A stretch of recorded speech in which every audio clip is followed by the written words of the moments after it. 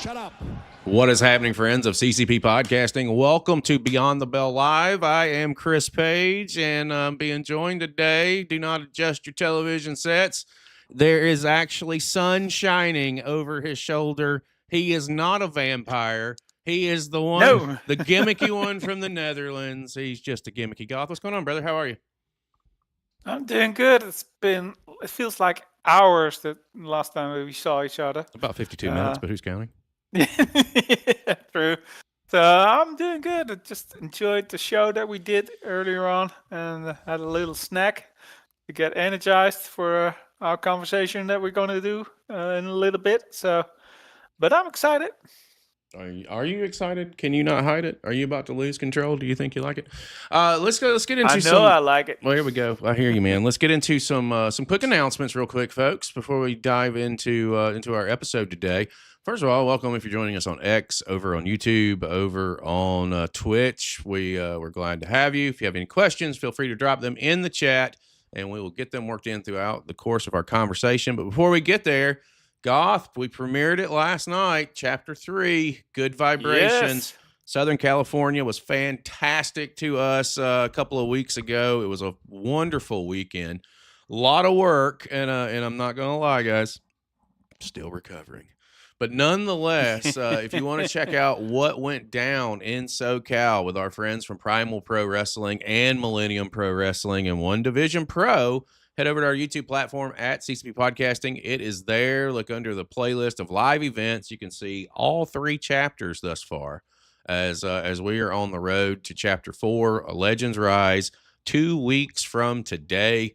But before I start talking about Legends Rise, Goth, we premiered Good Vibrations last night, man. It ended up being a fucking great show. Fantastic wrestling. What were your thoughts on it? It was an amazing show. I really enjoyed it. We had almost everybody as I ever been on the platform live in the room watching the show at one point. So that was great. I really enjoyed the matches. I love the edited version because we have seen the hardcam version. It's exciting, and I'm looking forward to how it's going to evolve to Chapter 4 in a couple of weeks when we're crowning our World Heavyweight Champion. But so far, I think that Chapter 3 was the biggest show that we have done so far, and I'm looking forward to Chapter 4. When you talk about Chapter 4, you got to be talking Legends Rise, and we are indeed crowning our first heavyweight champion, 8-man single elimination tournament. Let's run this list. We've got Baracco and Slade Porter in first round action. We also have Matthew Ennis taking on GMJ in first round action.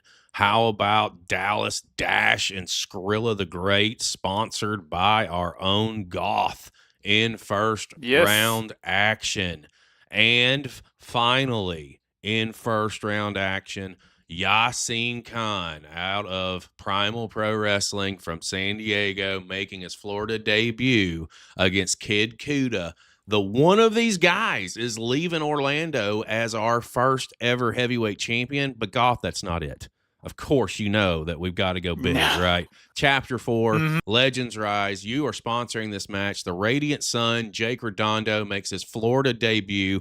Brother is fresh off of his first UK tour, taking on, in what I feel, is a guy that is going to be on television in the next 3 years. Actually, both of these cats will. You're going to see them both on the big stages. We're talking about the young indie killer, Devious Cass. And if that wasn't enough, we've also got tag team action. Both of these teams are officially making CCP Podcasting debuts. La Maria, TJ Brady and Damien taking on Donovan Rose, who did debut as singles in our scramble at Chapter 2, but teaming with Shane Evans, who is also making his debut. And if that wasn't enough, our buddy Kaius, brother's got some problems with me. He's not happy. I wonder why. With me. Listen, I didn't provoke shit. He's the one who started it, and I get tired of people thinking that podcasters, and especially me, because I've been in the ring, are afraid to do anything. Anyway, Kaius and the South Texas Killers are going to be in the house. They're taking on Chris Marvelous and the Dojo Hunters, and also our friends from the establishment. They're putting up the Executive Championship. It will be on the line as Elias AK-47 Roman goes one-on-one with Noah Vale for the very first time. We have several first-time encounters coming up at Chapter 4. That is 2 weeks away. Tickets are available at ccppodcasting.com. Goth, you asked where we were going, and that is where we're headed. What are your thoughts? And then we'll dive in and get our guest in today and have this fantastic conversation. I'm excited for the show. 7 men and Ennis challenging for the world, competing for the world heavyweight title. And whomever wins, except Ennis, deserves to win that title. And I'm looking forward to that. And then building to that fatal four for Chapter 5, but that's for later. I'm so happy that I could sponsor Devious Cash versus Jake Redondo, baby. Jake Redondo. Redondo, yeah. I'm sorry. I had a short night last night. Jake Redondo. These two men are so talented, so young. And they're going to be such a big name in the near future. The anti-establishment title match, great stuff. Tag team match, a 6-man tag. What more could you ask for in a show? Well, anybody but Ennis, we can ask for that, but unfortunately we're stuck, so we'll have to deal with it for the time being. First of all, let's welcome everybody. Contractually obligated. Yeah, whatever. Fuck that guy. September can't get here quick enough. I got a right hand with his name written all over it. Let's get into why we're here today, guys. I'm excited to have this conversation. I had a chance to meet this gentleman several months ago in San Antonio. Did not know what I was going to be seeing when I went to the community wrestling show. I just knew that I was going and we were going to have a good time. I had a chance to talk to this guy, on and off throughout the afternoon. And more importantly, Goth, I told you before we came on the air and before he came into the room, brother had me popping and didn't even know it because I was just listening to stuff as I was walking through and doing my thing and just hearing how quick-witted he is and how funny he is. I've got to talk to you. We've got to sit down and have a conversation, and we are about to do it. We finally have lined it up and made it happen. You saw him last week maybe on the Throwdown with Matt. We've got him here today. He's coming to us from Community Wrestling. Our guest today, ladies and gentlemen, please welcome to Beyond the Bell Live. He is the man. Give me a hail yes for Mr. Darren Hale. How are you, sir? Welcome to Beyond the Bell Live. I'm pretty stoked to be here, actually, dude. I'm really excited for this. Thank you for having me on. No, man, this is our platform is for everybody. I tell anybody and everybody that, and it truly is because I get more gratification just seeing and talking and learning about new people and their journeys and what makes them tick more than I do anything else. And obviously our platform is a little bit different, right? We don't do anything short term. I'm more long term. I like to invest and I like to stay with you guys and follow along and be there when we can be there and use our platform for the power of positivity. And it's putting it back out there on all of you guys. And then when I get guys like you, who I've had the opportunity to be in the room with, and I've seen your personality and I've seen how you interact with people. And we need to introduce you to our audience and we need to introduce you to just about anybody out there that we can, because you're fucking great. And at the end of the day, I know we're going to have a blast. Goth, please welcome Mr. Darren Hale. From your perspective, Goth is coming to us all the way from the Netherlands, Mr. Hale. Ooh. All the way over the Netherlands. It slowly starts to get a little bit dark. It's okay. Welcome, sir. I had a conversation after our last stream earlier today, and Paige said some wonderful things, and I was curious to find out about all of that. So I'm excited for this conversation. I always look forward to get introduced to new talent that I haven't seen before or talked to. So welcome to the show, and I hope you will enjoy it. Well, I'm ready. If he doesn't enjoy it, then I don't know. Don't tell anybody. Nobody comes here and says they don't enjoy being here. But. Just fake it. Well, let me ask you this, Darren. Like I always start our conversations to me at the top, and the top's not necessarily, when do you start getting into wrestling? It always goes back to fandom and what drew you in. And I've had so many people and so many guests on the show. I've heard a lot. I've heard video games. I've heard just stumbling across it on television. I've heard bonding moments with family and bringing people together. How does professional wrestling intersect with you, and what drew you in initially? Honestly, to even shit, where do I even start? It was honestly like one of those things that everyone obviously watches wrestling every now and then, as kids. For me, it wasn't every now and then; it was every fucking night with me and my grandfather growing up, and it was just like just this attachment I had because it was like my grandfather did not speak English properly, but he fucking he did a lot of things through actions and quality time, and one of those quality time things was wrestling. And of course, if we weren't watching WWE, we were watching like AAA or CML, like the Mexican wrestling channels. And I think that was like the thing that drew me in at first. There's a second to this too, because as I grew up, I was just like, damn, like wrestling's so cool. Like this is something I can do. And as I'm going further on in life, like I'm finding out that there's a local indie scene in San Antonio, and I'm like going to those shows with my grandfather, and we're seeing a bunch of stuff. And then eventually, like I grew out of the whole wrestling phase for a bit. Um, Ooh. I guess as I turned into as I grew into a teenager, I kind of like grew out of it, thinking like, hey, this is fake, and then like never went back to it. And it wasn't until I met my tag team partner, my best friend, my brother, Jay Connor.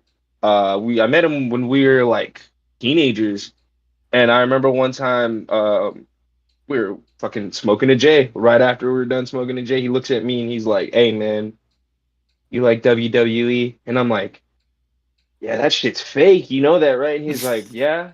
And I was like, "Yeah, John Cena was like my favorite wrestler growing up and shit. Eddie Guerrero and Blue Demon was my dude." And he was like kind of taken back because he's like, "Blue Demon, like ball." I was like, "Yeah, bro, like fucking Dr. Wagner, goddamn Mil Mascaras, Rey Mysterio, like I know luchadors." And so he was like, "All right, like you used to watch WWE." And I remember we're sitting there and he was like, it was the first time we'd ever smoked weed like that. So we're just like, "Hey, let's just watch, let's see what this is like." And he put on Eddie Guerrero versus JBL. I think, fuck, Yeah. what match? I forgot which match it was. Uh, So the one Fucking Eddie JBL was swings for the bleeding like a stuffed pig. yes, Yeah. yes, yes. And he fucking cuts him, and I remember just sitting there with Scott and just being like, we call him Scott.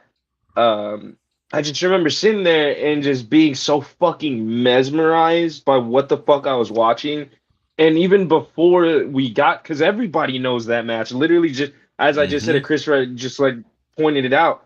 But before that point, it was the storytelling. It was JBL coming out of the like, because I knew at this point JBL around this time was cutting these fucking promos about deporting people back across the border, and there was just a Yeah. lot of shit going on at that time.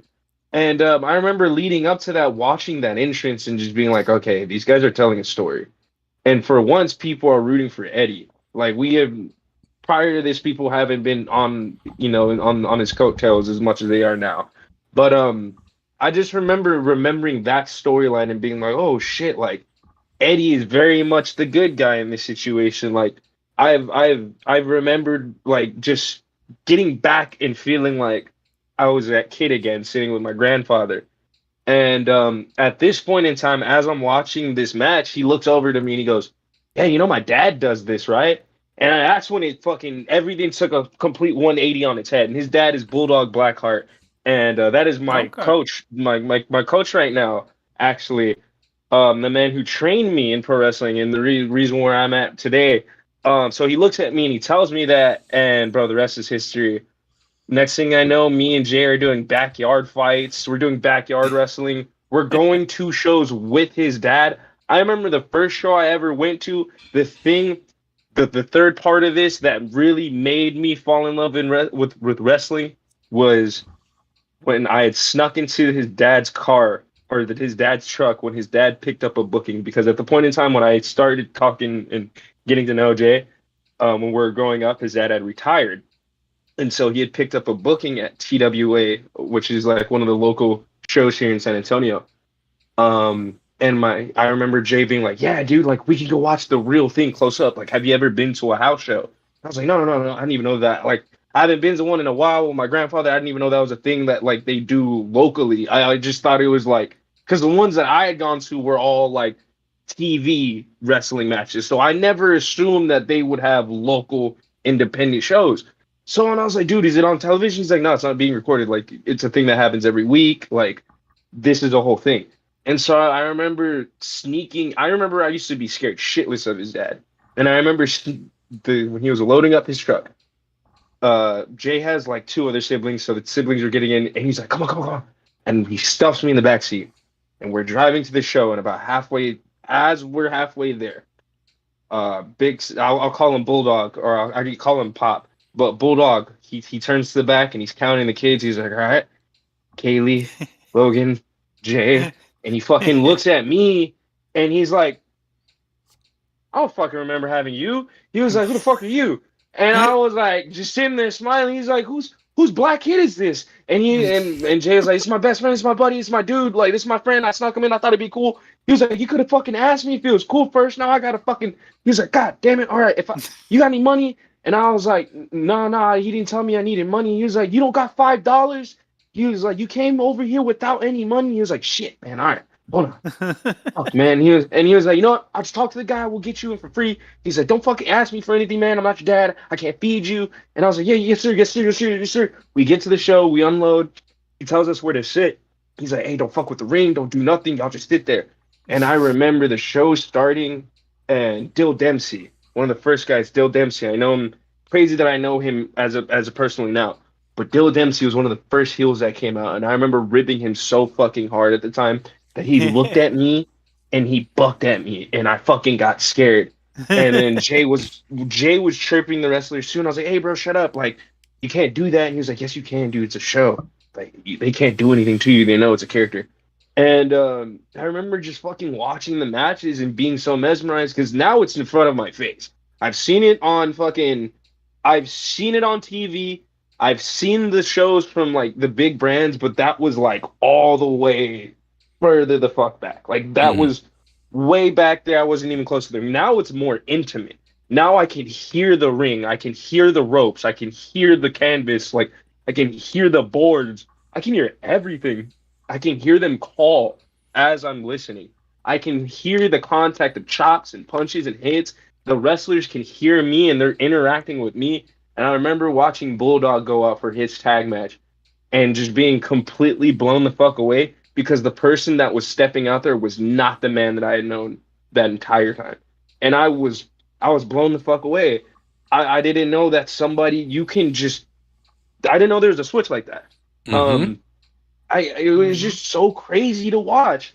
And he was getting on my ass. He was roasting me. You want to jump in my fucking truck, you son of a... And he looks at me, and he can tell, like, I'm scared, bro, because I don't know what's going on, but I'm excited. And he's like, he points at me, and I remember he points at me, and he fucking chops the dude really fucking hard that he was wrestling. And then he puts him in another corner, and he was like, you want to jump in my truck? And he fucking hits him again. And I just remember sitting there being like, oh, my God, like, I'm going to die. Like, when he gets out, I'm going to die. So the match ends, the whole show is over, and Jay is like excited. He gets up, and his siblings get up, and they all jump in the ring. And I'm like, yo, what the fuck? We can do that? And Jay's like, nah, yeah, we can do it. Come on, jump. So we get in. Me and Jay start going at it, doing the backyard shit we used to do. And then this fucking big kid comes in, I think same age as us, but much taller than me and Jay. And he's like, hey, can I play with you guys? And we're like, fuck yeah. So then they both start beating my ass because I'm the smaller person. Long story short, I get lifted up for an assisted power bomb. Fucking eat the mat. My back is torn the fuck up. Bulldog's like, hey, get the fuck out of the ring. I'm not paying for any goddamn hospital visits. As we're driving back, I'm sitting there like with this expression on my face. Like I have adrenaline, obviously, because I got power bombed. And I'm sitting there just like, that was so cool. Like, how can we do that? Like, can we go back? And Bulldog's like, you know what? You're really excited. Like, Jay, you know, like, why don't you guys train? And we're like, for real? And the rest is fucking history.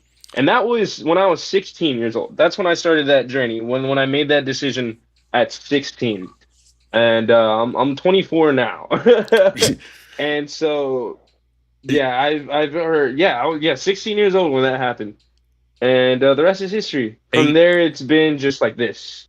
18 is the number, Yeah. Goth. 18 is the number of times he said fuck before I could say it once. Is that a new record? It is. It is. We just I'm made comfortable. history. I'm comfortable. So there are a lot of things that resonate and that connect here, and this is why I needed to get you on a show, man. It's because you're so passionate about what you're talking about, and in this fucking crazy world that is professional wrestling. Love the Yes. fact that sneaking into a truck is kind of where the switch flipped, and it truly does at some point in time. Even as a performer, when you get into the mix and you really start figuring it out, like that's when switches Holy start going shit. left and right. Dude. When you really start getting there. It was. Go ahead. Oh, I'm sorry. I was about to say it was fucking crazy the first time that I had got a booking, and I'm getting my bag ready, and I'm looking at my gear, which was just like a singlet and wrestling shoes at a certain time, and I was just staring at it, and I'm like, holy fuck! I used to dream about, like, I used to genuinely go to bed thinking like, fuck, I'm gonna get a show, and maybe it's the smallest show ever. I don't give a fuck if it's 16 people. I'm doing it, and I remember just like this fucking. It was such like a disconnecting, like it didn't feel real. It still doesn't feel real to talk about. um Throwing my bag in the back and seeing Bulldog's boots, that the boots that the same exact fucking boots that I saw when I was a kid, being there right next to my bag. Are you ready, kid? And I'm like, ah, fuck it, we're going to Poteet, and just booking the fuck out. And dude, sharing the ring with him, Jay, and like our little brother too, like, because I call them my family because that's how long we've known each other. um it's been a ride, and to see how far like we've come, it's fucking crazy. Like, I never expected to be sitting here doing like an interview or a podcast, not even interview, podcast shit. Like, I never expected to be at this point, and it's Well, still completely like mesmerizing. well, you're young, man. Like that's just it. Like that's a big piece of it. And like for me, we'll talk a little bit about training here for a second because I do have a couple of questions that I want to ask about that because I always think that generationals, right? Their times change. I started training in 1999. I was in the ring from 99 to 06, early 06, and my time was wild in its own right. But we all have strengths and weaknesses when we're lacing them up and reality starts to set in that, yeah, this is something that we've seen and it's something totally different to do. What were some of your strengths? What came naturally to you? And then on the backside of that, what were some stuff that maybe came a little bit more challenging for you? Fuck, came naturally. You wanna know what came naturally? Fucking, it should be off the bat. Talking shit, being a heel, and just getting a reaction. That was the because it was so surprising. Because I remember one time I was walking out there, eyes closed, scared as shit, and I had people behind me still. I was talking still. Talking shit was just, or being Darren, or being a heel, having that character was just natural. Crowd work was just natural.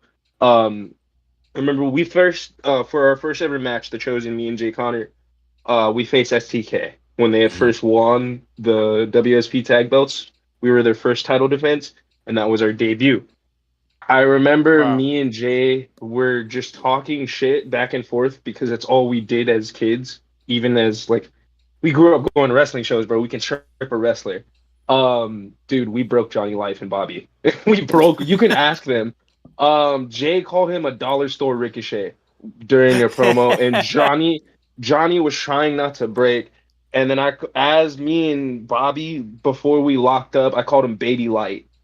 And we locked up. He's like, I'm not no baby. I was like, yeah, what up? Well, shut up, Baby Light. And it was just from there. People were like, dude, you guys' characters are fucking good. Like Red Davis, I fucking called him a bitch ass Mr. Clean.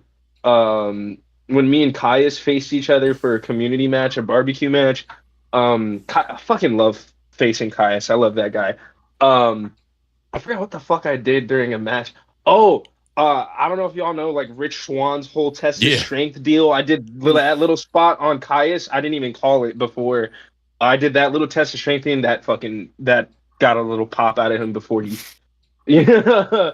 But that was one of the things that I was always really good at was just having crowd interactions or just having good interactions in general. I will say the thing that I was really fucking bad with and the things that I still kind of struggle with, and I feel like that's almost every wrestler, it's bumping. Honestly, it's taking a bump. Um, I have a martial arts background, blended a little bit with this training, and so I was taught like, hey, don't fucking fall. Don't fall on your ass, don't fall on your back, and if you do, like this is how you can prevent it. Going from that to you need to fall, or else you will hurt the other person, or it will just not look good. That whole um psychology of just taking a bump and making it look good and not hurting yourself. Honestly, it was I could say now I'm much better at it, obviously, but just back then it was like fuck, it was so scary, and I feel like that's a shared experience in professional wrestling when you're training. But it was just such like it was much more of a mental block thing too because I carried it out of wrestling. It was such a thing that it was such a fear that I had that I care. It was something I think about when I would be at work. Like training, I remember the first week of training when I came back because there's a whole point in time where I took a little hiatus. I didn't train for anything. Life got in the way. Then I came back. I was reintroduced to PWO, which is my old school. Um, it was a thing that I would go home thinking about because it was scary. And it was like, dude, I can if I don't do this right, I can end my shit before it even gets started. And I remember like fucking just staying up, like replaying matches, like one of some of my favorite matches, just replaying it and watching the bump and feeds that a lot of people were taking. And it was just like, okay. And I remember like dedicating a whole training session to just bumping. And ever since then, it's gotten easier now. But it was such a scary thing to deal with. And I never thought it was something that would stick with me. Because it's like if I can't fundamentally learn, and bumping is like the fucking foundation of all of this. It's if I can't learn that, then like I can kiss all these luchador moves that I want to do goodbye. I can kiss the tiger roll goodbye. I can kiss if I'm not learning how to properly tuck my chin, I can kiss all this shit goodbye. And so I eventually beat it into myself and learned it, but it was just such a fucking hard thing to like just get over. Let me, Gotham, will come around to you in just a second. Do you want me to tell you the first bump I took in the ring during my training days? When we walked in, and keep in mind, I'm 17. I have illegally forged a signature on a legal document that says that I can be there. Oh no! I say, hey, we walk in, like this is before everybody even gets there. Like there's like a handful of us there, and I was like, can I go in there and like just can I Paul? He's like, yeah, go ahead, you can do that. He's like, just don't do anything crazy or anything stupid. I was like, yeah, no problem. I get in the ring, step in the ring. I didn't do a little, test, little back fall. Brother, I ran and like did a back senton and didn't tuck my chin and didn't do anything, crack my head, lost my breath, and looked over at my trainer at the time, and he was like, what did you learn? And I said, not to do that again. That was the first bump that I ever took. I was 17 years old, man, and it's one of those like I mean it was a full blown like cannonball, like just it did not end well at all. God, let me come around to you, man. What do you got on your mind? First of all, I want to say I think we're gonna have a new record set from how many times we're gonna hear fuck, shit, or whatever. I'm here for it. Fuck.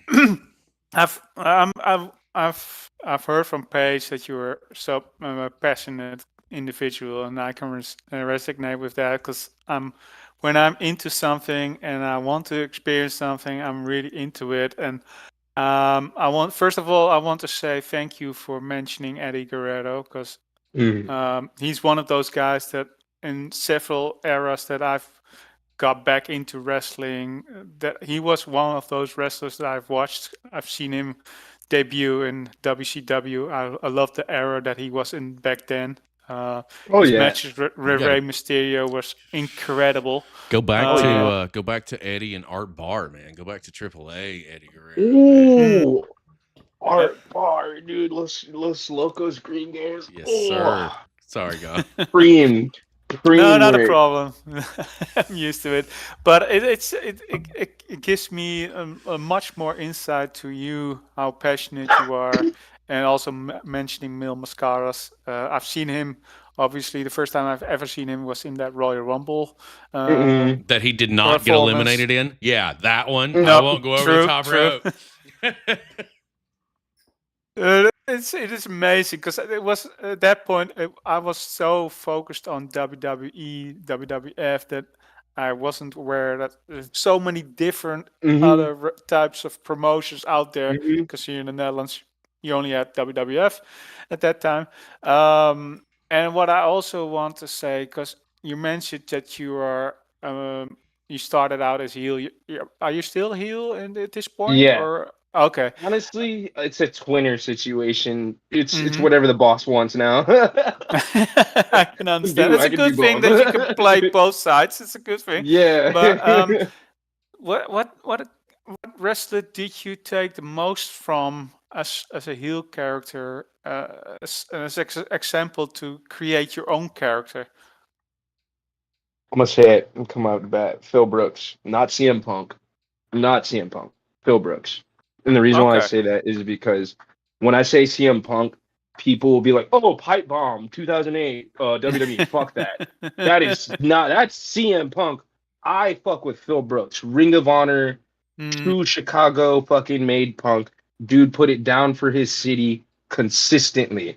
Time and time again, never sold out basketball shorts because people told him you wouldn't cut it with the trunks. And then Phil Brooks. I was gonna say King from Tekken 6 because he was modeled after Suzuki Minoru. That's who I get the physical aspect of the heel work, but the overall character that I really drew inspiration from is Phil Brooks. Because it was just like I'm not straight edge. No disrespect to anybody who is. I'm not.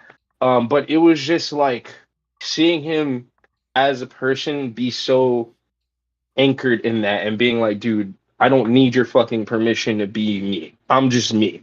And I'm talking about like not even Chicago made Punk, like back when he was going under Chick Magnet Punk, like it was like because it was such a big fuck you. It was really a punk. He was a punk by every definition of the word. It was I'm doing me. This is my style. I am nothing like any of you. That whole feud he had with Raven in Ring of Honor was literally that. Like, I'm not the traditional wrestler, and people are still behind me. I am the leader of a generation of people that aren't the type of the same cloth. Like, we aren't cut the same. I really hammered that idea into Darren Hale and being like, dude, this is me. Darren Hale and who I am as an individual kind of are I wouldn't say exactly parallel because Darren Hale's a dickhead, but they are very much like I'm here. This is me. I'm loudly, proudly doing this the way I want to do it because it's who I am. And I'd rather die if I'm not being myself. And it was Phil Brooks, and I would say honestly, very early, Shane Strickland, because it was also Black Punk. He was the Black Punk. Fucking coming out to Shaka Khan, the style he had, the way he dressed, like his cadence. I blended both of those styles together. My walkout music even is Ground Zero by Bam Bam, or yeah, Ground Zero by, is that how you would pronounce it? I'm fucking blanking. But Ground Zero, but yeah, a song called Ground Zero by Bam Bam is my walkout music. And even that, like in that song, one of the things she says is I don't want to be a dead hero. I don't want to be someone who doesn't, and then it's like I don't want to be someone who doesn't do anything, who doesn't live how they want to live, who doesn't live the way they are. I'd rather be a dead hero, and it's or I don't want to be a dead hero, and it's truly how I am, truly how I live. It's loudly, and it's me. But yeah, Phil Brooks and Shane Strickland are the two people I can attribute to the Darren Hale attribute. That's amazing. One of the things that I appreciate is the no fucks given. I am very much the same way. I live my life very much the same way. I learned a long time ago to stop being a fucking people pleaser, because you're not going to please everybody. And at the end of the day, I have a saying in my personal life when people want to give me their view or opinion, and I didn't ask for it, nor do I want it. I always say, everyone is entitled to their own perspective and their own opinion, but unless you're paying my bills, it doesn't mean a motherfucking thing to me. And that's genuinely how I live, and how and it pisses my husband off, because he's polar opposite. Like, he's totally gives a shit. Like, we flew to LA. We had our live event in Los Angeles. Obviously, the country is under fucking whatever, right? So he's, oh man, Los Angeles is on the attack list, and yada yada yada. I said, dude, we live in fucking Florida. We are on the attack list. What are you talking about? You have to forgive me if I don't live my life in fear. You have to forgive me if I would rather make the most out of every day and every second that I get than to let anybody control or 1 second, dictate somebody's calling how the I feel. doorbell. Yep, you go handle that. Or dictate how I feel about something. And at the end of the day, it's all about that passion, man. And that's one of the things that really draws me to you, is because how you are and how you handle yourself. And I can appreciate it. If nobody else can, I can. And what got me there was hitting rock bottom. When I hit rock bottom, I had nowhere to go but up, and I had to rebuild myself. It was rough for a hot period. I tell people I didn't become an adult until I was 33, 32. So I've been adulting for 11 or 12 years now, and it still sucks. But I had to get there. And those trials and tribulations made me who I am today. And who I am today is I've been in a really good place. And that is because we're upfront with what we're doing, and that is across the board. Let me ask you this. Oh, yeah. So, over the last, 6, 7, 8 years now that you've been doing this, like, what are some of the moments that stand out to you? What are some stuff that you can just think back on right now and you're like, man, that was some really cool shit, and that's something I'd love to do again? What are some of those switchable moments? There's a lot of those. I have a fuck ton of those. Honestly though, shit, dude. There's a lot. If I could go, like, I have a lot. The first run-in, the first interaction I had with STK, that was a big moment, a big highlight, because at that time, I was just starting, because at this point, like, we had done no shows, so I was just starting, and it was my first time ever going and being a part of the locker room, and it was a very small locker room, but I remember being so fucking nervous and so scared, and Bobby looking at me and being like, "No, you got this." He's like, I've never fucking met this guy. This is my first time ever formally meeting him and talking to him, and he's like, "No, you got this, dude." And he's like, "I'll take care of you. You got this." He's like, trusting me and trusting you. And I was like, all right, cool. And then I remember Johnny coming up to me and be like, "No, you're good. And there's a reason why you're in this spot." And I just remember, like, that was a standout term, because it's like, that's true. Like, I'm literally y'all just won these belts. Y'all just won these belts, and we're literally your first defense. And this is our debut. And I remember when we go out there, we're fucking running shit. We're kicking ass. We're getting through spots, and we're timing everything. And I remember we get the pin, and we're at the end of the match, and I see Bobby motion to one of the people, to the ring hands on the side, to give him a mic. And I was fucking scared. I was like, oh shit, that's it. We're done. We're gonna get fucking buried. Like, we fucked up so bad. We did such a horrible job. This is it. Like, time to call it in. And I remember all this shit running through my mind, and just, I remember, like, hearing, like, just nothing. Just, like, I just hear just talking, chirping, my own thoughts running rampant. And Bobby goes, deep breath. You guys fucking hit hard. And I just remember just, like, everything done. All this, there's just complete silence in my head. And he was like, "I'll give it to you, boys. You have passion and you have talent. And he's like, and you fucking hit hard. And he was like, keep that shit up. And he was like, maybe eventually these will be yours, but for now, it's our time. And I was just like, oh shit, oh shit. And he was like, I hope to see you two down the lane. You keep doing what you're doing, keep kicking ass, and eventually these will be yours. And then Johnny went off too, and he was telling the same thing, like, I'll hope to see you boys again. And that was it. They walked to the back. We all walked to the back, and I just remember like crying and just not even having a moment to even cry because like not even 15 minutes later we had to be in Poteet for another debut we had at EBW. But I just remember just crying and just being like, dude, there's so much like bullshit to get. And then of course if I didn't know what was in store for me in the road up ahead, but I was just like, dude, it's here. Like we did it. Like this is it. And just being like, dude, there's so much bullshit before this, and like, I belong here. Like this is for sure what I need to be doing. And I still think about that moment a lot, and even to this day, like, being that my relationship with Bobby and Johnny is a lot more like better. It's a lot more intimate, and even knowing everybody the way I know everybody now, it's honestly been a fucking crazy, amazing thing to witness.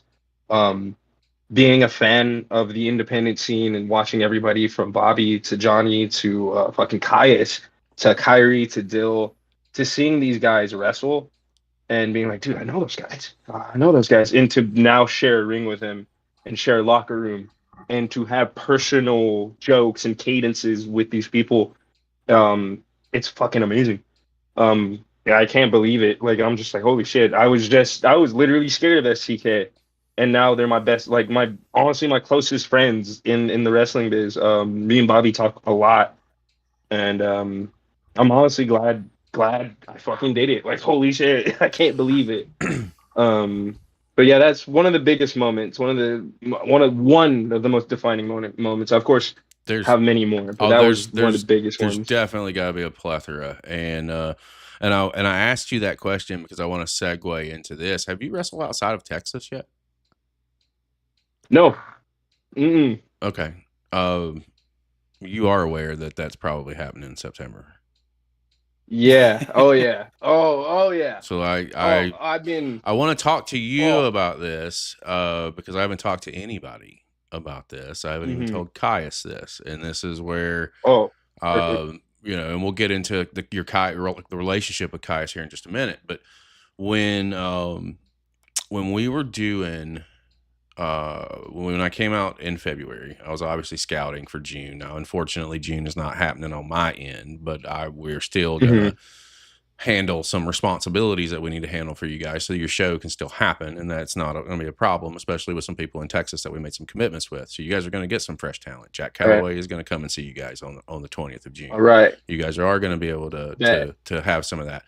But I wanted to say this about September. And, for starters, I got to backtrack. February, I didn't know who you were. I had no idea. Kaius and I were talking after the show before I left the building. And we were talking at that time, June was in the equation. And I was like, he's like, what'd you think? I said, I had my computer open. I looked for your name. It wasn't on that sheet. I said, I want Darren. I want Darren on the show, number one. But then now as we progress and the realization comes in that we may be able to do something in September, like getting you and getting a couple of the other cats that I met in February in another state, in another market is very instrumental to even trying to do this and make this thing happen.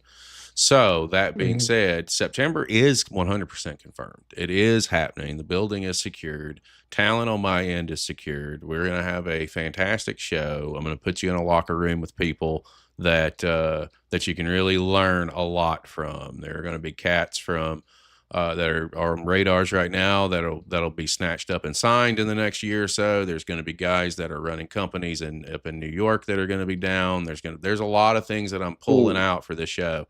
To the degree that my business partner's mad at me, but that's okay because I will do what I need to do to make sure that this thing goes off without a hitch. And I say that because you haven't wrestled outside of Texas, and I kind of want to know, what are you feeling? What's that looking like? You're going to come to Orlando. You guys are gonna be in a new building. You're going to be in front of a different crowd. They're not, one of the biggest gratifying things that we do at these live events is bring in people, and I've seen it happen with these first 3 shows. And I'll use Kaius as the example. He came down at our first live event in November. Nobody knew who the fuck he was, but he got heat when he was in the ring. They knew who he was when he left.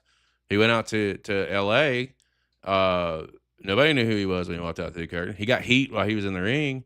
So what he's doing is connecting, and it's resonating, and it's seeing that, I always tell you, hidden gems are everywhere. You just got to find them, and you just got to know what you're looking for. And this is an opportunity for you, not only you, but the locker room at wrestling community or community wrestling, to hit a new area, come to Florida. We're going to tag team this show, and we're going to put on something special for you guys. What are your thoughts? What do you think? I'm excited. I'm definitely looking forward to it.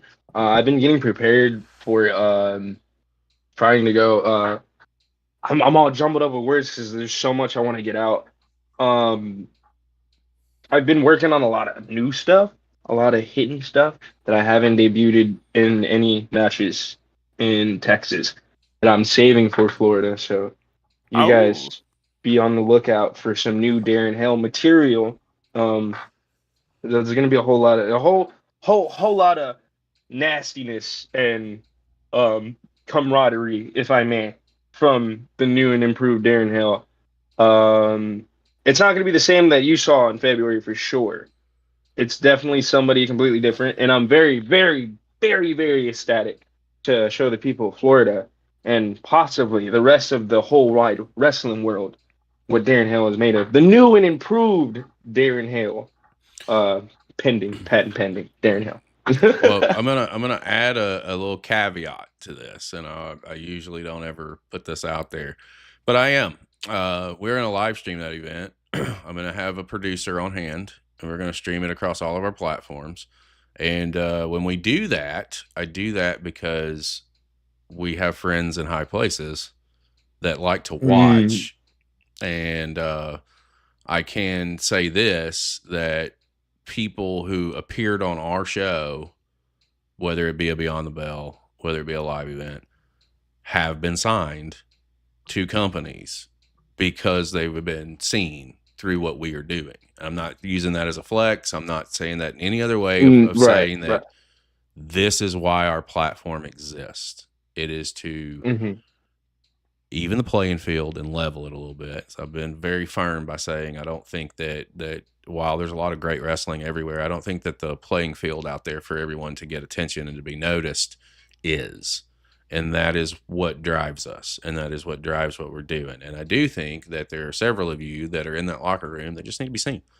And if we can just play a small pivotal role in that to make that happen, then that's a fucking win across the board. And I'm looking forward to having you guys in Florida.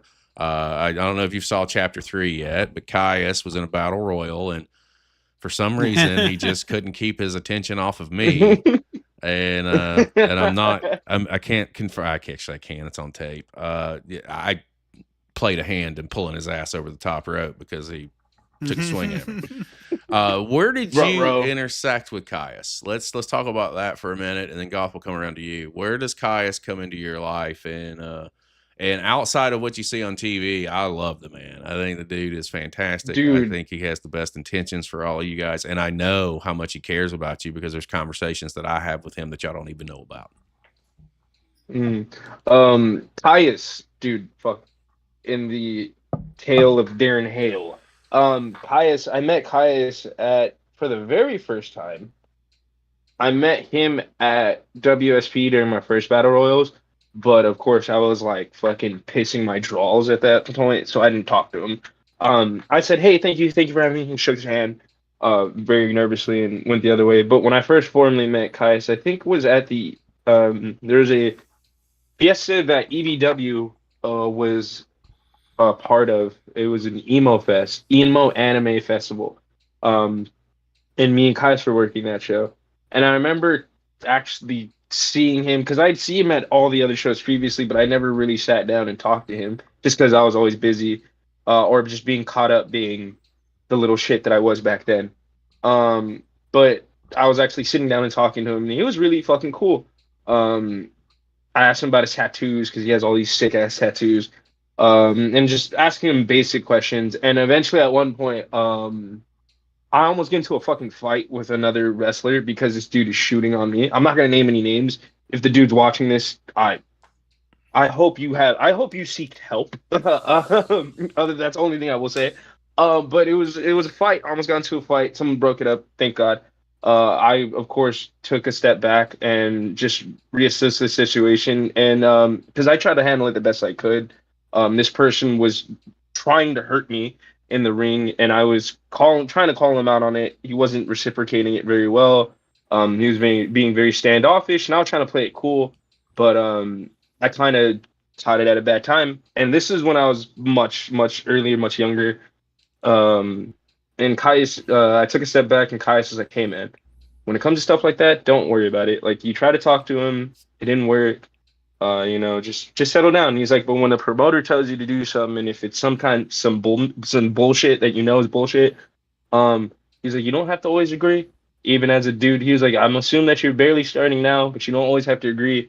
But he was like, "But the best thing for you to do now," and he's like, "Eventually with time you'll get down there." He's like, "But all you can do now is just sit down, shut the fuck up for a bit." And I was like, that's the realest advice anyone could have given me. Like, it's the best advice anyone could have given me. He's like, "It's all you can do." He's like, and I don't say this in the most disrespectful way at all. He was like, "I know you're a good dude. I don't doubt it." He was like, "But right now, like, the whole situation doesn't make sense, man. There's a lot of chaos going on." He was like, "You're gonna just run yourself crazy trying to get involved with all of it." He was like, "The best thing you do right now is just sit down, shut the fuck up, and stay out of it." And he was like, "That's what I'm doing." And he was putting his boots back on for another match. He was like, "It's all I've been doing all day." And I was like, "You know what, man? Yeah, you're right. Thank you." And he was like, "I'm sorry if I came off like any standoffish or if it seemed like I was talking down on you." I was like, "No, no, no. Like, you're good. Like, I get it. It was I did." And after he said that, I sat down, shut the fuck up, played it cool. I got a little sponsor, not even a sponsor, like a little some like I got some free shorts off of playing it cool that night. I got a lot more attention that night. But I just remember like being like, that guy's pretty cool. I eventually start meeting and talking to him again at more shows. I forgot how it even started that we just became really, really close.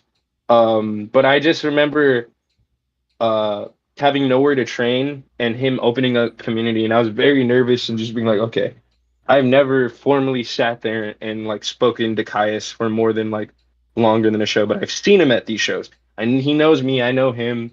Like, let's just see how this is, and then let's just hope that I can get in it. So I get there. I'm assuring him like how I'm hella fucking nervous. I'm assuring him like, hey, I'll work my ass off, I'll bust my ass, I'll keep training. And he was like, "You know what, man?" He's like, "I don't even want anything from you." He's like, "Just come here, put all the work in." He was like, "Work your ass off, man. That's all I ask is that you just show up." And ever since then, I keep showing up. I keep going. He's been encouraging me. He talks to me. He pulls me to the side when training's over. He gives me advice all the time. I'm texting him for stuff, a lot of advice. He's one of the people that like I ask a lot of stuff. Like, I wait until I'm in person with him because I don't like texting Kaius. I want everything that I ask him to not even. I want everything that I receive and everything that I ask or any advice wise to be clear and upfront. And that's all he's been for me from the get go was clear, upfront, honest as fuck. I honestly love the dude, and he's honestly I call him Uncle Kaius because that's all he's been to me. He's just like he looks out for me, he vouches for me. Like I've never, if it wasn't for him, I don't think I would be still wrestling. Because I faced such bad mistreatment from previous companies that I've worked for. I've been done wrong by so many people in the biz that's kind of almost made me kind of step away. And Caius is one of the people that has definitely re-sparked my passion in it. And he's been very supportive every step of the way. And every time I talk to him, I always ask him for advice, like what to do down the road, what to do next. And he's always upfront. He's been honest with me from forever. And this is the most honest coach I've ever had. He allows me to freely do as I must to learn and do as I must as a performer and as Darren to do whatever I need to do to just be here. And if it wasn't for him, honestly, if it wasn't for him, I don't know what the fuck I'd be doing right now. I love the dude, and I'm really glad that I met him and I met everybody at Community because it's been a very big part, and it's played a very big part in my journey so far. And I can't be more grateful. Well, I want to tell you this. Well, I'll ask you this. Do you want this? Is this something you want to do? Fuck yeah, more than Then, fucking okay. air. Then it Like, doesn't fucking matter what anybody else has to say, what anybody else has to do. They're not you, right? hmm And professional wrestling, it has its ups and its downs. It has there's a good hmm side and it has a very bad side. And unfortunately, like I said earlier, everyone has a view and opinion, but unless you pay my bills, it doesn't mean a hmm fucking thing to me. It doesn't And matter, you right? have to continue to go out there, and you have to strive, but you also have to surround yourself by people who will support you and lift you up and not tear you down. And Right. it is very easy to be hmm torn down within the industry itself. I've hmm been there. I know. Goth, let me come around to you, sir. hmm I just want to say that story what you told me about how Kaius took after you, gave you advice. I'm a fan of wrestling. I've when I was young, I enjoyed wrestling. I watched WWF the day, and I thought I want to do that. But seeing that back then there was no internet, so I was way young. Uh, and when I was you start looking for stuff, and the other problem came with my visibility going down. So I knowing that things just ultimately just didn't go as you want to go, but you move on. And to hear somebody like a Kaius um, taking you to the side, giving you advice, and he doesn't have to do that. I hmm know from pages, wrestling is the biggest team sport in all of the world, and yet there are so many different people who are in it just for themselves, and to see hmm somebody else who sees that probably the talent or just something in you that he wants to help you, that that really makes me happy because we all need people like that in the world, whether it's Right. in wrestling or whether it's in podcasting. Because me and Paige have also have many discussions about personal life. So I'm not going to get into because that's just between me and Paige. Uh, hmm so I feel like I want to thank you for that, for sharing that story, and I'm just I really don't have much of a question. I just want to say.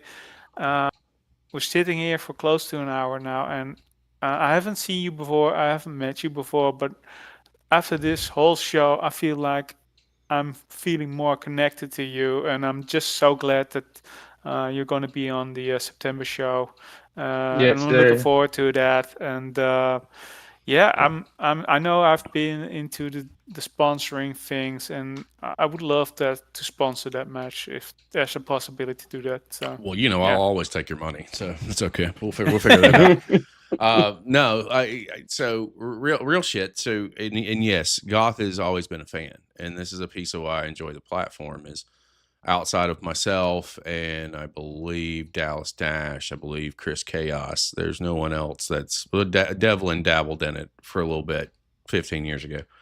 Everybody else is a fan. And what's so cool about what we do is this should tell you if there's any kind of validation about connecting or creating real moments that you've done that yourself with Goth on the show. He didn't know who you were, right? And this is why I love what I do is because we have this opportunity every show to find different ways to connect on different levels outside of professional wrestling, but it is professional wrestling. And it's really surface scratchers, really, to a much bigger picture. And 2026 is we're a little over a quarter of the way through the year. What's some of the stuff that's on your bucket list? What are you trying to get knocked out this year? What's some stuff that you're trying to do within your realm? Honestly, first on the list, obviously, get a dub, big dub. I don't know what it's gonna look like. So whether it be a title, but probably not. Rumble, some shit. Get a dub. Get a big win. Get up there. Next is, of course, face everybody on the dream match list. I have a bunch of That's dream opponents we'll that get I there. have. We'll get there. That's another question. Oh, okay. That's another question. Bet. The second is dream, face everybody, all my dream people. Travel as many places as I can. Just to wrestle. I want to wrestle everybody everywhere. I'll even wrestle the freaking micro wrestling if that's allowed. If those guys want to take a crack at it. But just wrestle everybody everywhere all at once. Everything everywhere all at once. And that's kind of it. I don't really want to do anything like major. I mean, of course, down the line, if like getting the majors to the big leagues is up there. But honestly, I'm not really looking forward to it. I kind of just want to. It's kind of like an artist thing. I kind of just want to make my art and just crank it out to as many people as possible because I just feel like we're lacking a lot of storytellers in the biz, and that's honestly what I want to do. I just want to tell stories, and every opponent that on that list and everywhere that I want to go, like I have a story to tell, and that's all I want to do. It feels like it no longer feels like I'm living a dream. It now feels like I'm living my destiny. Like it feels like this is me. This was always made to be. This is exactly what it was for, and that's all I want to do. Travel around, get big wins, big losses too if I can, and tell stories.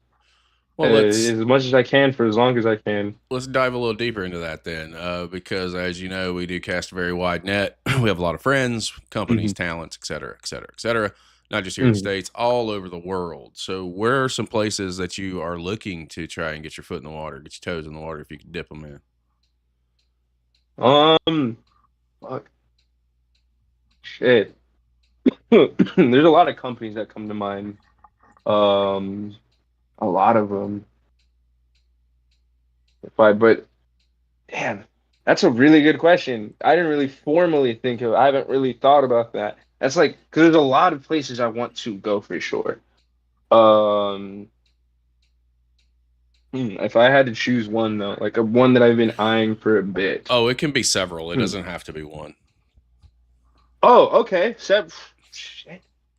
Deadlock as many was as one possible. Of them.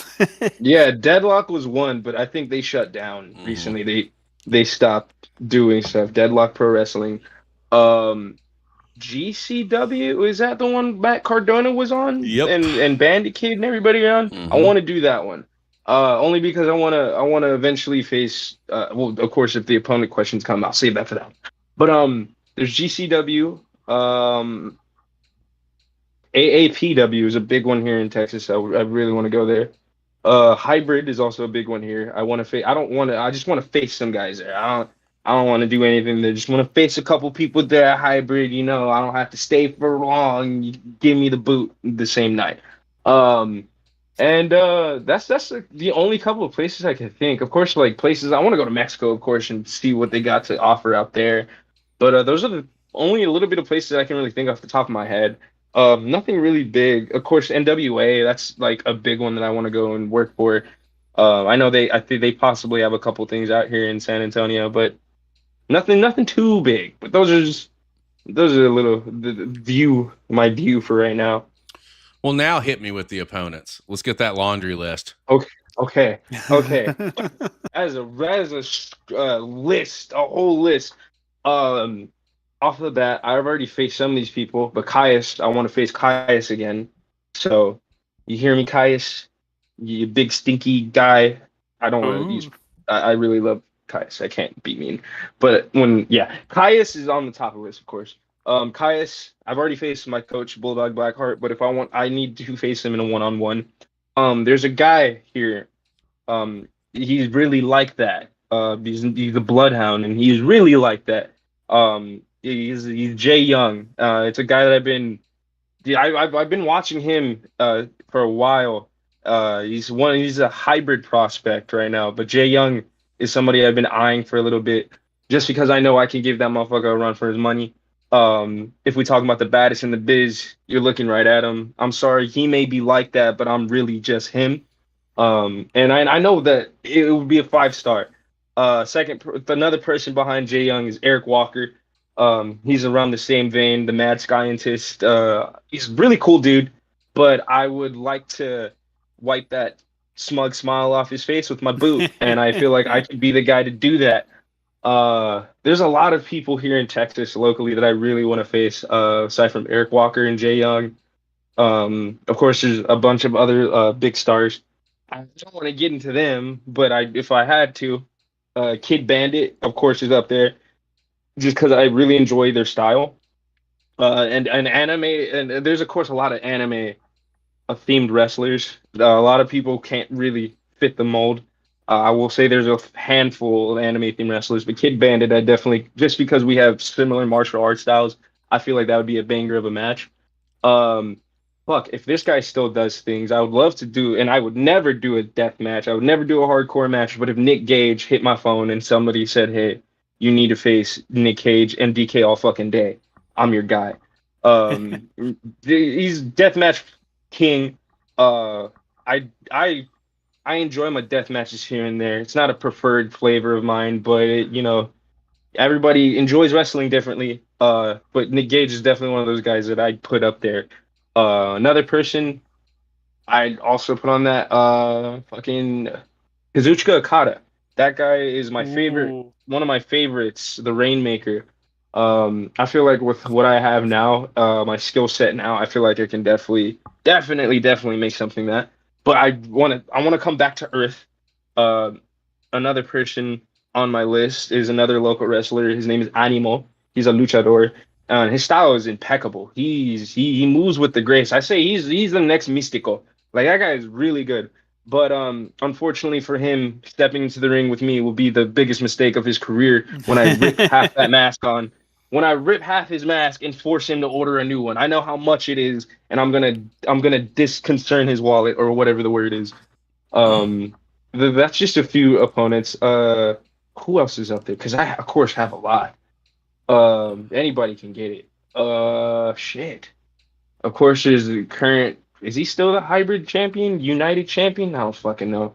The Messiah of backbreakers, Casey Blackrose. I'm gonna show him he's the Messiah of eating this foot.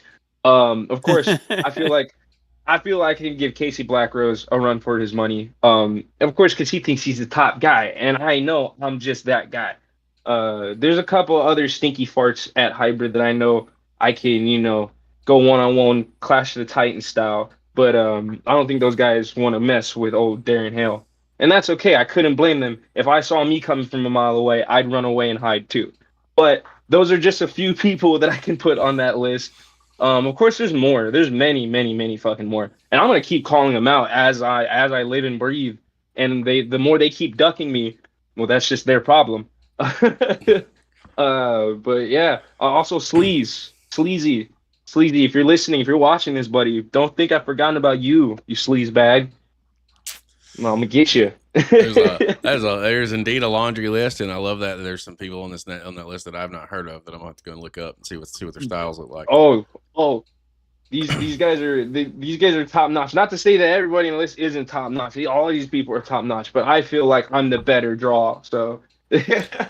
On the backside of this, so this is what I would consider probably for me. It's one of the most important questions because I say hidden gems are everywhere, and it's how our channel continues to grow and advance, and how we discover them because we can't be everywhere. I've got a football squad of people all over the world, and but unfortunately, even that squad, we miss some stuff.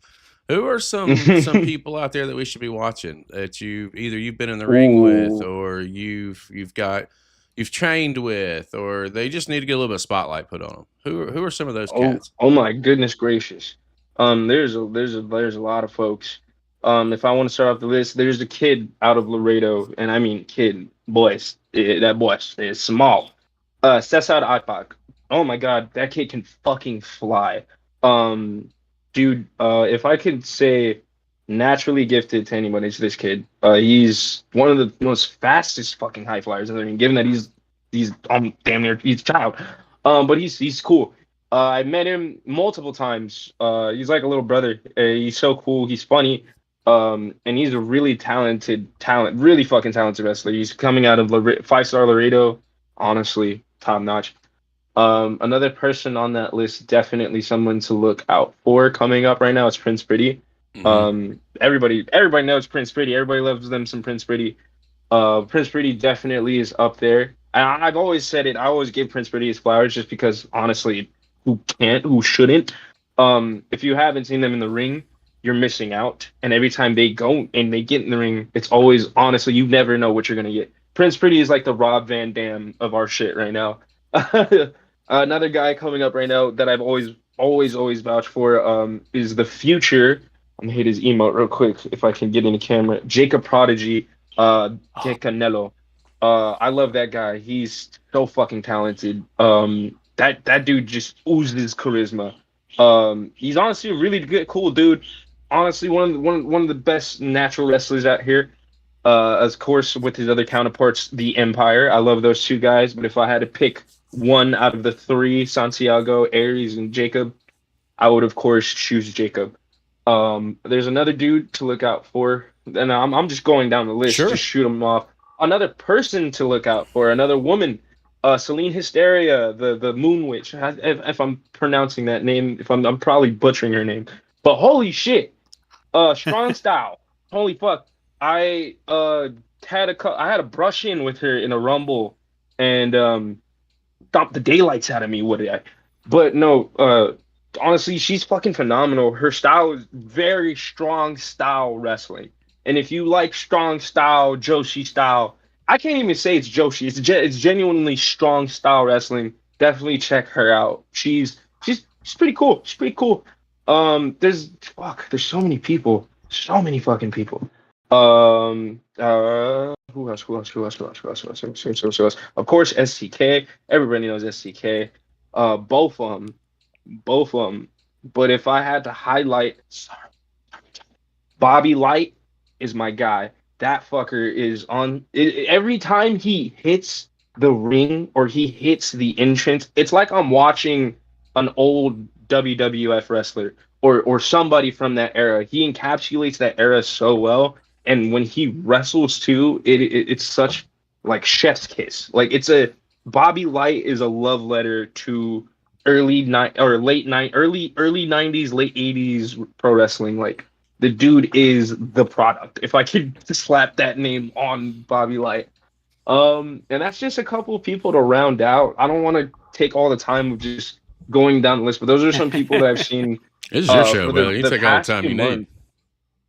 Yeah. But two more actually, if I can give them their flowers. Two more people.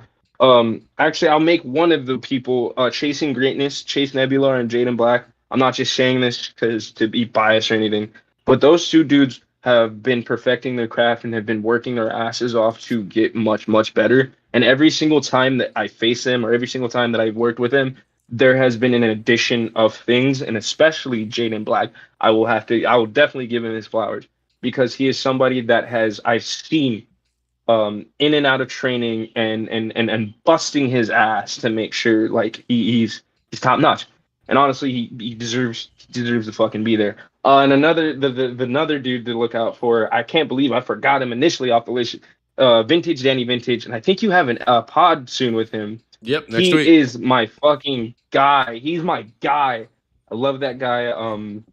He's helped me so much with training and character work, and he's been him, Bobby, Kaius, Celine, just to name a few people, have been very, very huge inspirations and very, very huge like helps for me this past year. Like, and I'm very grateful to have shared the ring with these people, to have trained with these people, and to have gotten my ass whooped by these people a couple of times.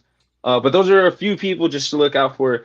Throw them up for Vintage Danny Vintage, Bobby Light. I don't know everybody else's emotes, but those are the only two emotes I know on that list. It's funny that you mentioned Bobby Light I did the wrong because when I was out there in February, I watch a lot and I pay attention. Mm-hmm. And one of the things that I saw from you that you don't even know I saw, but I did, after your match, you went and you got changed. And instead of hanging out in the locker room, you came out and took a front row seat for the main event. And after the main event was over, led the crowd in singing the infamous riff of Bobby Light's entrance theme. Yes. So these are little bitty things that I see, and I don't, even with our live events, I don't see a lot of the guys coming out and taking a seat. I did at Chapter 3, but it's just another little thing that I acknowledge it and I see it because it's something that doesn't happen all the time. And just for you mentioning Bobby, I had to bring that out. I was standing 2 or 3 rows behind you at that point, and I was just watching you sing his song while he was posing on the ropes and just going ape about it. And I loved it. I thought it was great. That's big, bro. Yeah, man, he's a good dude. I'm loving the fact that he's going to be here on the 25th. I hate the fact that they're going to get their ass whipped, but I mean, they're coming. Man, let me tell you something. I truly appreciate you, and I appreciate you taking the time to come in and chat with us. Fun fact, guys, we had to bump this time up because I have to be on the road in an hour to drive 2.5 to Orlando for a live event tonight. But these initial conversations, man, they're just meant to scratch that surface. And I know that we're going to get you back down the line and be able to catch up with you. We're obviously going to see you in September out here in Orlando. And reality is this, man, you have some really good shit going for you. And don't ever change. Don't ever let anybody steer you down a direction that is not being your authentic self, because that resonates with people more than you realize. And it's ultimately what led to this conversation even happening today, is because I liked what I saw out of you, not only in the ring, but more importantly as a person. Like, because that's what drives me towards people. So I say that to say, man, just keep being you. Is there anything that you want to say to the people before we get ready to close things out? Anything you want to plug? Anything you want to throw out there? Anything that we didn't talk about? The floor is yours. If there's one thing I could say to future opponents, count your motherfucking days, okay? Because Darren Hale is about to be the guy, okay? You're about to hear about me from generations to generations to come. I am your favorite wrestler's favorite wrestler, okay? Just want to let that out. If I could plug my social media, it's at Hale the Chosen, Hale_ the Chosen. No, nothing. That's it. Shouts out to Jay Connor, my tag team partner, my best friend, my sweet cheese, my rotten soldier. That's my boy. If it wasn't for him, I wouldn't be in this biz. Shout out to everybody at Community. Shout out to Kaius. Love everybody there. Look out for my show. Follow me on social media to look out for my next bookings. Catch me in September when I bring the beat down to whoever I'm bringing the beat down to in Florida. Catch me May 2nd at EBW. I forgot where the fuck the location is.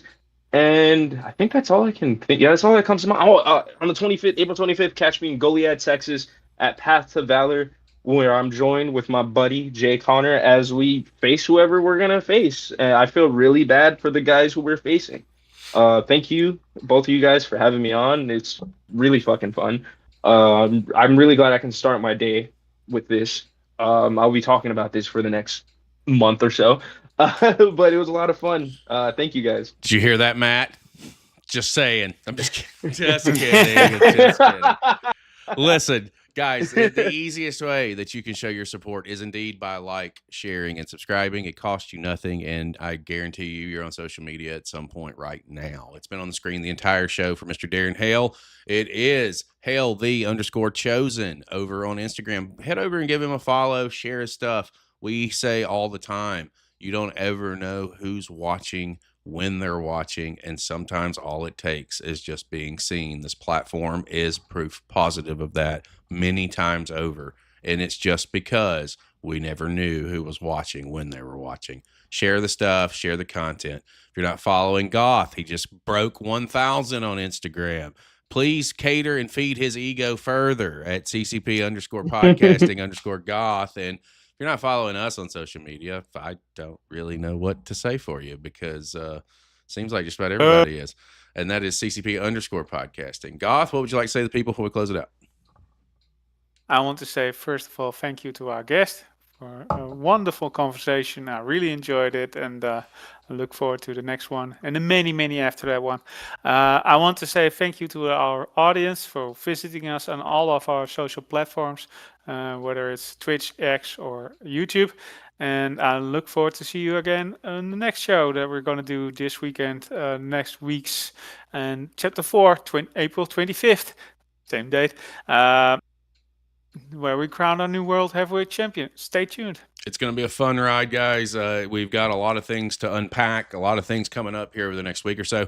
Stay tuned to social media. We've got fantastic conversations coming up next week. We've got watch parties next week. I don't know when I'm going to get an off day. I don't think I've had one in 3 years, but we're going to keep rolling. We're going to keep pushing. For our guest today, Mr. Darren Hale. For the gimmicky one, Mr. Goth, I am Chris Page, and we will see you next time.